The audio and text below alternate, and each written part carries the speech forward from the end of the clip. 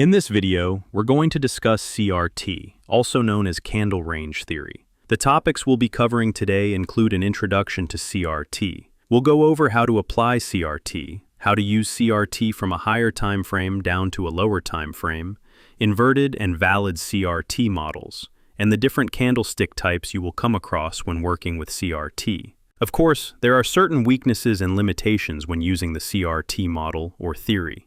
We'll also cover CRT key levels. With that said, let's begin. The first thing you need to understand is that candle range theory only requires 3 candlesticks. We have the first candlestick, the second candlestick, and then the third candlestick. This first one here will usually represent an accumulation phase. This one here, the second candlestick, must manipulate the low of the previous candlestick. On the opposite side, the second candlestick can also manipulate the high of the previous candlestick. I know I drew 2 different candlestick examples here, but I'll explain the reason for that. Now, the third candlestick is the one that must move very aggressively. That's the correct way to think about it. So it works like this. Let me clear everything. This is essentially the same concept as AMD. We consolidate, we manipulate, and then we destroy, distribute, or whatever term you prefer to use. Then we also have the CRT high and the CRT low, the CRT high and the CRT low. Here, I use this specific candlestick because even if I use this one instead, it wouldn't qualify as a valid CRT model since another high still needs to be broken. And guys, you need to remember that even if we see something like this, because I know many of you won't agree with me, we can still have a candlestick like this. This one here is a bearish candlestick. Then we have another candlestick like this, which would be a bullish candlestick. Do you realize that these two are about 99% the same? I know some of you will disagree with that, but please go and study this on your own, because this video is not about that topic. If you compare them closely, you'll notice the same intersection appearing every single time. I know many of you have watched a lot of CRT videos already, but there is a lot of missing information in those explanations. The first candlestick represents accumulation. The second candlestick represents manipulation. That means this candlestick must be present for the model to work properly. Sometimes you'll notice a wick on the third candlestick, because the third candlestick is the one you will be entering on. You'll often see that wick appear. Most of the time when people explain CRT, they tell you to trade at 50% of the candle. That doesn't work like that, guys. Price action will not always respect the 50% level. You see this wick here. Sometimes price can tap right at the open or the close. Other times, it can tap the low here. So we really only have 2 key areas, the close of the bearish candlestick and the low. You'll see these scenarios very frequently. So if you want to define your potential reversal zone or your point of interest, just make sure that this area here is included when you trade this candlestick. Even this one needs to be included. This will be your first point of interest. And then this area here will be your second point of interest. I hope this part is clear. Sometimes, however, it can look a little different. For example, on this side here, you can see that I've made it very clear. That's the reason I used 2 different examples, so I can explain everything more easily. You can see from this point that the third candlestick reacted to the high of the first candlestick. Notice that there is no 50% level respected here. Price eventually pushed strongly to the upside and respected this candlestick instead. That's how you should be thinking about it. If you understand it this way, it will be much easier. This is the higher time frame. This is the higher time frame setup. We have the first candlestick, which in this case is a bearish candlestick. Here, the 50% level can be used as the initial take profit target. The final CRT high would be your main take profit, the ultimate target. But guys, it doesn't always play out like this. You can't just enter here and expect the market to move directly to this level. Otherwise, you'll take a small 1% move while the market ends up moving more than 100%. So as you can see, with the first candlestick, we wait. The second candlestick must be bullish, and it also has to trade below this low here. Then it needs to close bullish. That's when we start waiting, because as I mentioned earlier, this area becomes your first point of interest. Then, this area here becomes your second point of interest. From there, you wait for the market to move to the upside. Since we're on the higher time frame, we now drop down to the lower time frame. This here is the lower time frame. Let's analyze this lower time frame so we can clearly understand what's happening. We can see that this level here is the CRT low, this one right here. And then we also have the CRT high located here. Now, on the lower time frame, let's say you're currently on the 4-hour chart. Then you drop down to the 15-minute chart. You'll notice that price action is essentially zoomed in. This level here will act as your first take profit 1. The CRT level will be your second take profit. From that point onward, you need to do additional analysis. You can see that we have a form of a head and shoulders pattern. I know some people will say this pattern no longer works. We also have a demand zone located here. You can take an entry here using the head and shoulders pattern, placing your stop loss here. Your first take profit would be here, and the second take profit would be at this level. Alternatively, if you want more confirmation at the demand zone, you can wait for this candlestick here to close bullish. Once this one closes bullish, you can then execute your entry. That's how you should approach this trade. Now let's move on to another example. The previous one was a bullish scenario, so now we'll look at a bearish example. It's the exact same process again. We have the first candlestick. Then we have the second candlestick. This one represents distribution, following the AMD concept. This one is the manipulation phase, and then it closes bearish. So on the lower time frame, you'll be looking to enter somewhere around this area, or possibly around this one. It really depends on how you personally want to trade it.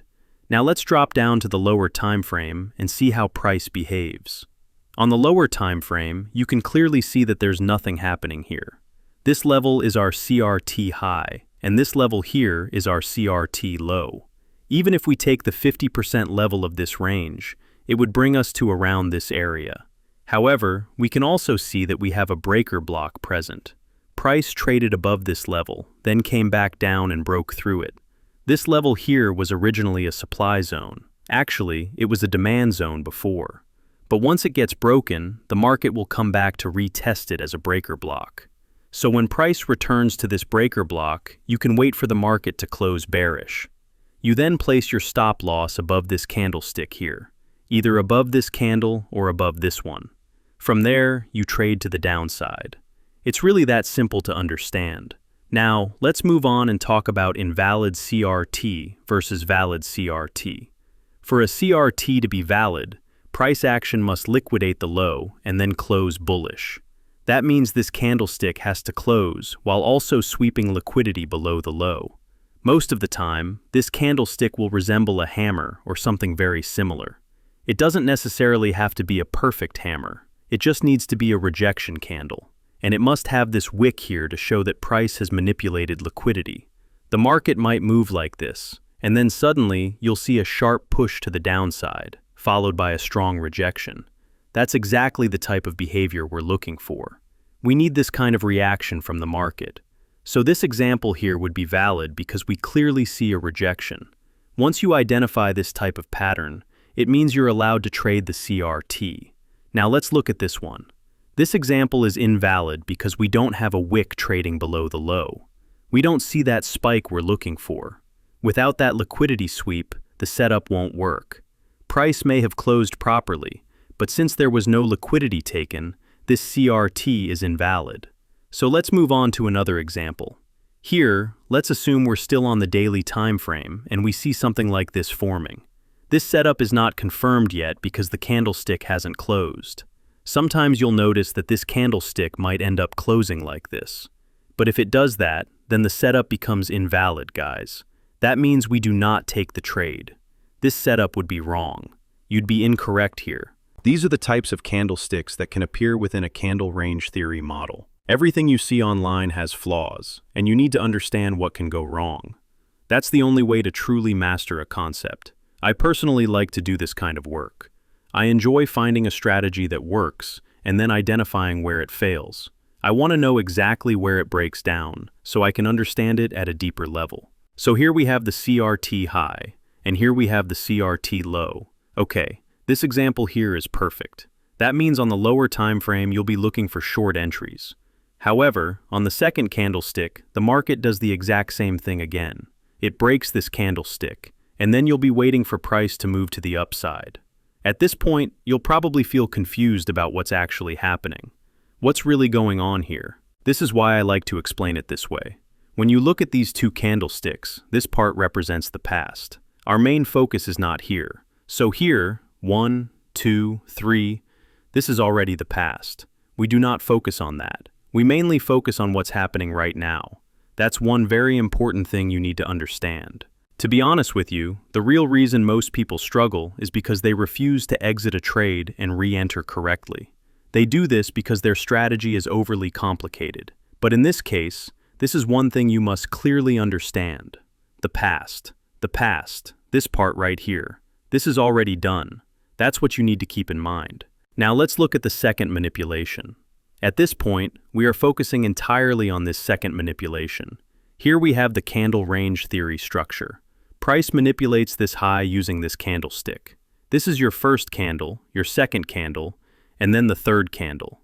Naturally, you'll be looking to enter the market on this third candlestick, but price trades above this level.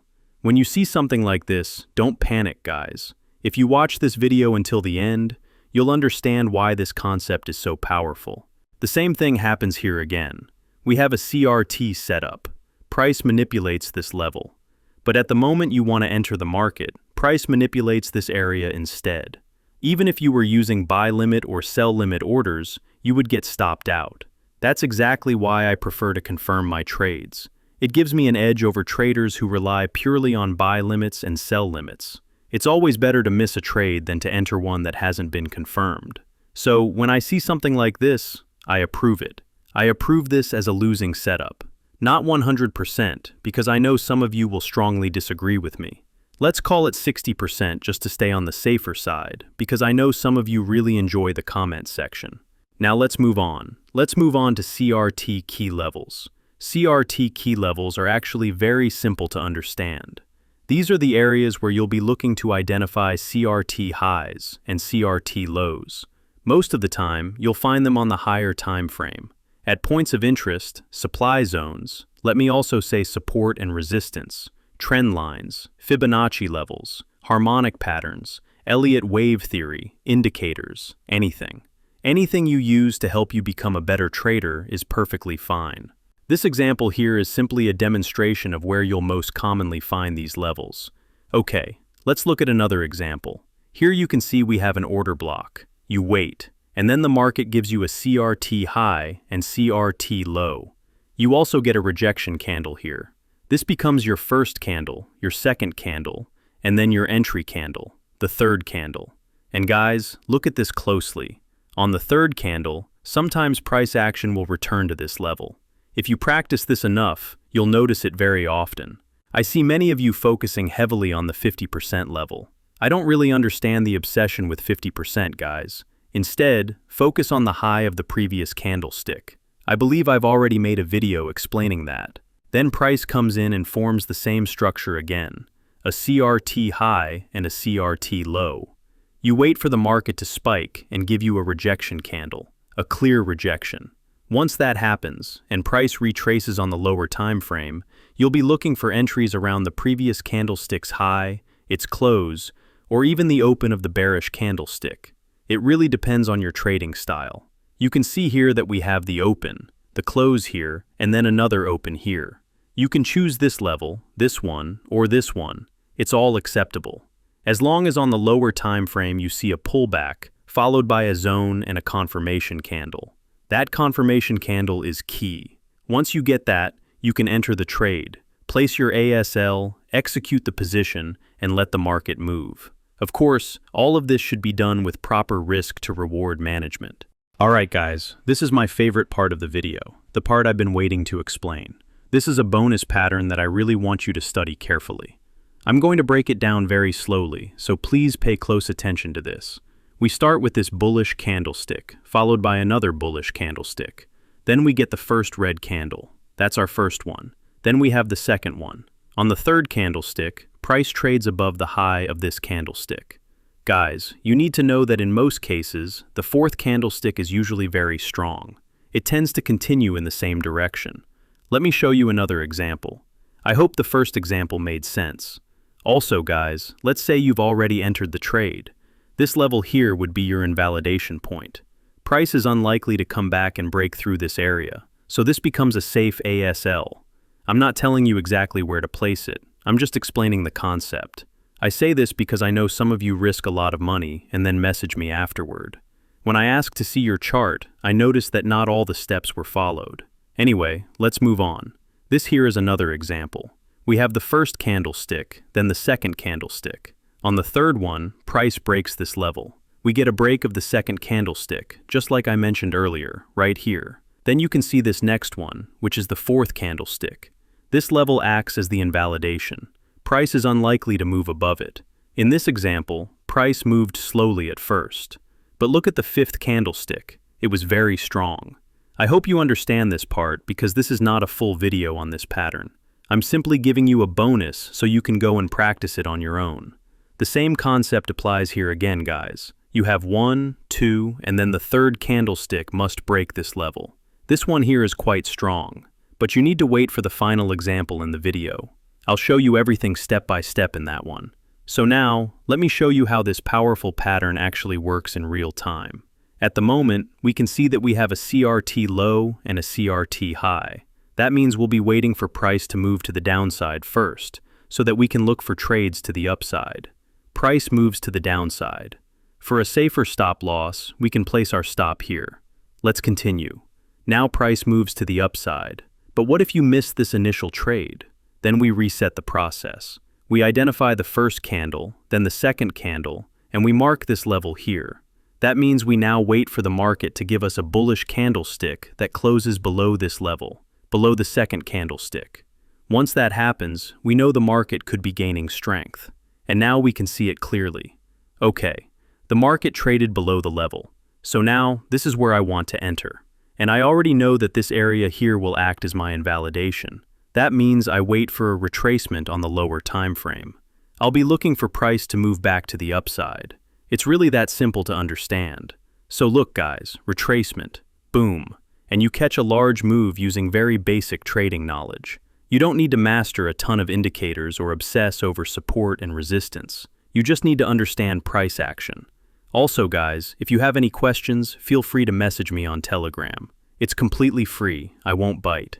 I'm just a normal person like you, so there's no reason to be nervous or think I won't respond.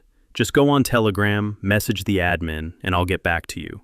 Now let's look at this last example here. We have this move right here. Let me start from the beginning so it's clear. We have the CRT low and the CRT high. Then we get the first candlestick, which represents accumulation. We have the second candlestick, which represents manipulation. Then we have the third candlestick, which is distribution. But pay close attention to the distribution candle, guys. The market actually traded above the manipulation. That means that on the third candlestick, we actually have another manipulation. So what happens next? This is one of the mistakes you're going to encounter when using CRT. This usually happens when you rely on buy limit or sell limit orders. But you don't need to be afraid of this situation. As I mentioned earlier, you can clearly identify the first manipulation, M1. Then we have the second manipulation, M2. And after that, we get a strong move. You can see here on the third candlestick that any retracement immediately leads to a strong push lower. We can also observe rejection after rejection. To the upside, the price action is weak. And look at how the market moved, very aggressive to the downside. Yes, sometimes this pattern can fail. I actually noticed that while recording this video. You can clearly see it here, 1, 2, 3. But price didn't push lower in this case. Let me find another example. 1, 2, 3. You might think this stopped you out, but no. I said the invalidation is on the first candlestick. You have to remember that, the first candlestick. Maybe I didn't explain this clearly enough before, so let me show you again. We have the first candle, then the second candle, and then we have the third candle. On the third one, we can clearly see that price traded above the high of the second candlestick. This level here is where we place our stop loss. Then, on any retracement back into this area, we look for sell opportunities. That's how the stop loss remains protected. So you can see this one is confirmed. But this example here failed. That's not a big issue. This one here is also a perfect CRT. And we also have this CRT example here. I don't think we have any more right now. So guys, I think that brings us to the end of the video. If you enjoyed it, make sure to like the video and leave a comment below with any topics you'd like me to cover next. And with that said, I'll see you in the next one.